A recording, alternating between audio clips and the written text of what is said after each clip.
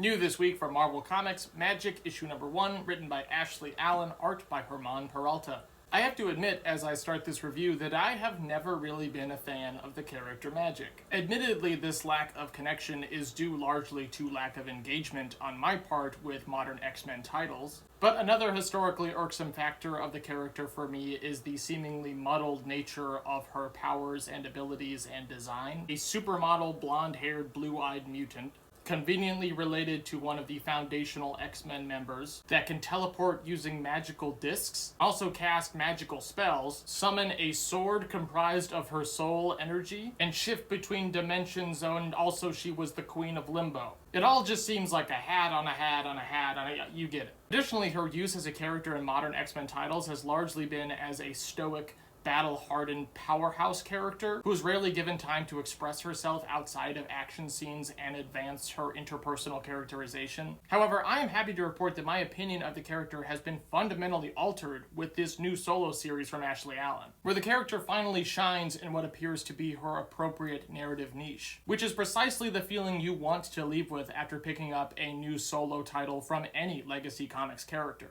If you're like me and never really had Magik click as a character for you, or if you have simply never read a Magik comic, which I was surprised to learn dates all the way back to 1983, I implore you to give this comic a read to broaden your perspective of the Marvel Comics universe and the diverse characters within it. What's more, this debut issue wisely begins with a brief summary of Magik's bizarre backstory, before smoothly transitioning into the crux of the issue with Magik struggling internally and externally with her unique place as a child of two worlds. Moreover, the interior artwork from Herman Peralta and the character designs from legendary artist Peach Momoko are almost enough of a selling point on their own. This title is filled with gorgeous, inventive, harrowing sequences that contribute towards making Magik stand out as an important and thoughtful new series on comic book shelves right now. Let's talk more specifically about Magik issue number 1, which means spoilers ahead.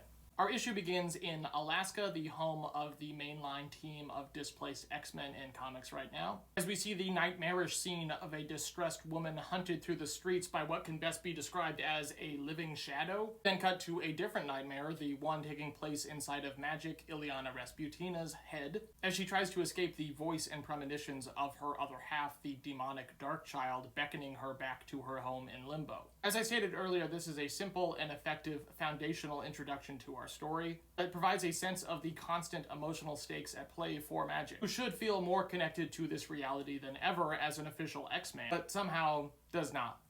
Relatable. This is further evidence in our following scene as the X-Men team attempts to celebrate Magik's birthday, only for her to dismiss the whole affair as trivial, pointing to the news station on the television announcing that there are mutant disappearances in nearby Juneau. Side note here, I wasn't sure about Alaska as the setting for new X-Men-centric stories, but after a few months and with additions from titles like this one, I've really started to enjoy the Stephen King-esque nature of these atypical, poignant tales in these quiet northern environs, which are slowly beginning to take shape. And now I kind of hope that we don't move on from Alaska anytime soon. We then shift our attention to the funeral of the mutant woman from the intro, as the mourners within are confronted by protesting townsfolk outside, fearful of the apparent rise of mutant violence in and near their homes. Fear is only compounded by Magik's arrival, quickly followed by the arrival of several demons on her heels. Magik sarcastically asks the townsfolk if they would like her help before doing battle with the Horde, and in the midst of fighting, she is able to evacuate the bulk of the innocents by teleporting them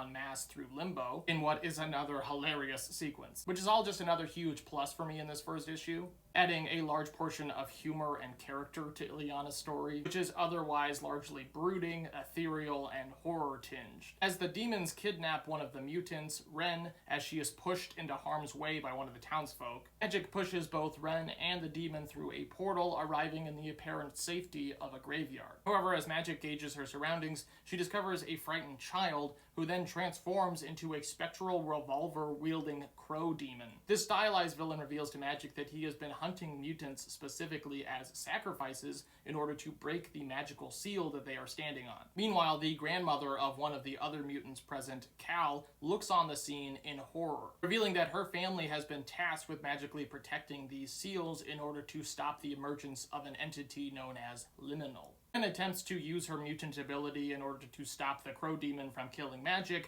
only for him to redirect her attack, brutally killing her. The grandmother begins casting Doctor Strange-esque magical sigils and runes in order to prevent the fracturing of the seal, as she is aided by the confused Cal, who watches on helplessly as his friend dies. This leads to a more direct frontal assault from Magik as she marches down the crow demon, nearly transforming into the Dark Child in the process. However, Magik rejects her demonic abilities and instead casts a magical silencing spell in order to prevent the crow demon's manipulation of magical bullets. Magik is then able to cut the crow demon's arm off, but not before he shoots the grandmother, and is then seemingly consumed by the erupting seal. Magik is able to teleport Cal and herself to safety just before the magical seal erupts in a typhoon of dark magical energy. This entire sequence is riveting, imaginative, and revealing of what the content of Magik comics should be. I especially love the artistic visual use of Magik's abilities in her fight with the crow demon, which make for dynamic action sequences that feel specifically evocative of this beloved character. However, I think that this section of the story allowed me as a new reader to connect with the thematic and aesthetic attributes that Allen has implemented, hybridizing numerous elements of popular fantasy and horror stories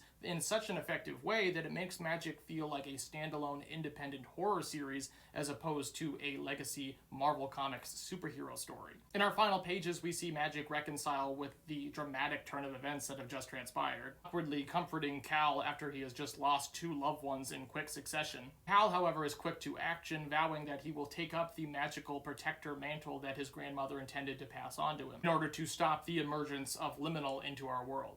Magik, whether she knows it or not, sees something of herself in Cal, remarking that this is her mistake to fix, agreeing to see this through with Cal to the end. Cal, in turn, seems to remember his grandmother's words that the Dark Child is not to be trusted as the two depart through a portal. Elsewhere, a mysterious voice muses over a hellish depiction of Magik as the Dark Child, wondering if she will be a gift or a threat to their plans before the issue ends. Overall, Magik #1 is a thrilling, nuanced, benchmark of a moment in the story of Ilyana Rasputin that I believe can and will attract many new fans to this multidimensional hero. What's more, this story carries a lot of emotional and thematic weight that contextualizes Magik in a specific and digestible way that does wonders for the character's proliferation. Support your local comic book stores and support the nightmarishly spellbinding saga of Magik, issue #1, on shelves now.